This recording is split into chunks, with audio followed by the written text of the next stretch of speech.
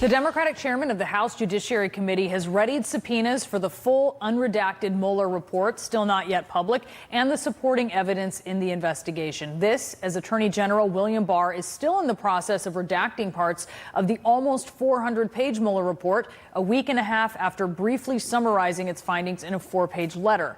Now the fight is over seeing the redacted or this unredacted version, and Republicans like Lindsey Graham welcome redactions, and they say that they're necessary. Democrats like Congressman Jamie Raskin want to see this thing cover to cover. And Congressman, you're on both the House Judiciary Committee and the House Oversight Committee. Your chairman of the Judiciary, Chairman Nadler, has these subpoenas now at his disposal. Why is he waiting to use them? Well, it's day 11 now of the Mueller report held hostage by the Attorney General. And we authorized the chairman of the Judiciary Committee, Chairman Nadler, to subpoena them whenever he wants at this point. We have tried to play nice with the Attorney General, to do everything in our power to convince them just to turn it over. This is do you want the chairman to subpoena this now then? If you're saying it's being held hostage and you want them to turn this over, why not now? Well, at this point, it's within the discretion of the chair. And so we've empowered him to do it, and he's going to do it when he thinks the time is right. I hope that the Attorney General takes notice that we don't accept any more rationalizations or excuses on the 11th day of this interminable and ridiculous waiting period. You know, Kenneth Starr turned over during the Clinton impeachment the entire investigative report with boxes of supporting materials, unedited, uncensored, unexpurgated, to Congress, and it was up to Congress to decide how to redact various kinds of information. And we just want to treat it exactly the same way it's been done in every other case. Well, but that's not, it's not the same though, right? The special counsel, independent, they're not the same thing. I mean, this is not governed by the same rules.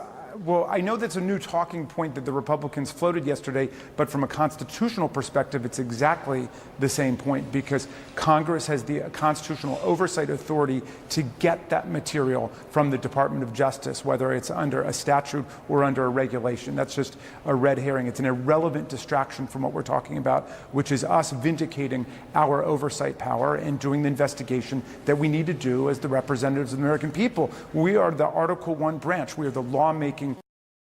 Well, I do just want to say there were Democrats years and years ago who felt differently about how much was turned over, and that's important to note. I would love to clarify that. Brianna, thank you for raising that. Can I clarify that? No, because I actually want to talk to you about something else. Okay, so I want to talk to you about... Let me just say that's wrong. That point is wrong, just so your viewers understand.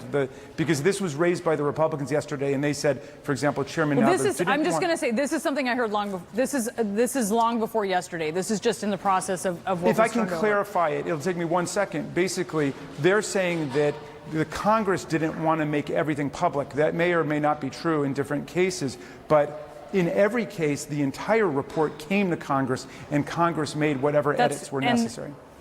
Okay, and there was a lot of supporting documents that were not necessarily released, did not make it into the report, to be clear, that went to Congress. Okay, so there are these unnamed... No, everything came to Congress. Okay.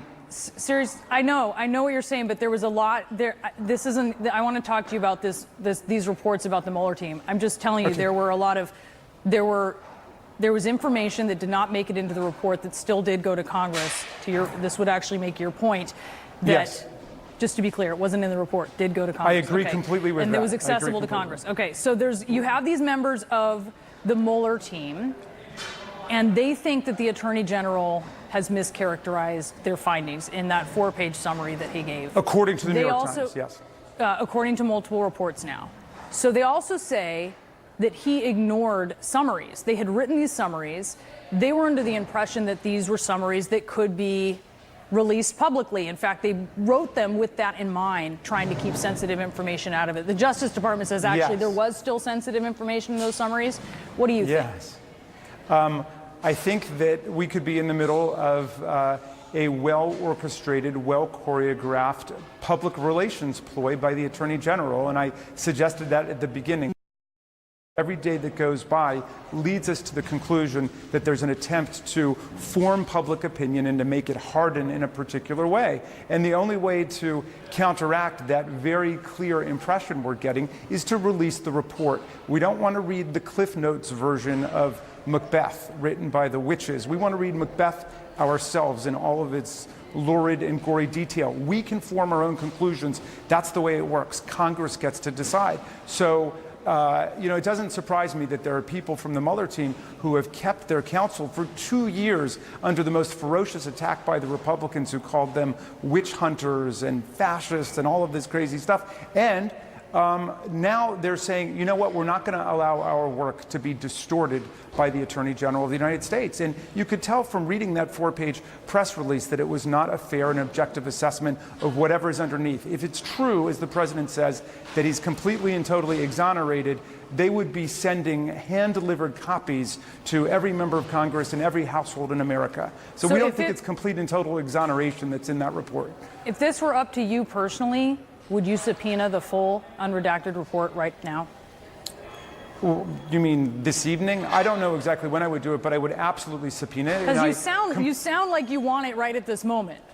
Well, I think it was due to us before, but obviously, look, the chairman is dealing with a much broader canvas of questions in terms of dealing with the administration. Well, it was due to you by a deadline set up by Democrats, which I would be doing it very soon. I think you're correctly intuiting how I feel about it. I think it's very important that Congress have it, and then that we turn it over as quickly as possible after we do the appropriate redactions to the American people. This is a democracy. A democracy runs on truth, and truth is the basis that unites us. But if we start running our government based on lies and deception and make that the normal standard operating procedure, we're moving into a very different form of government.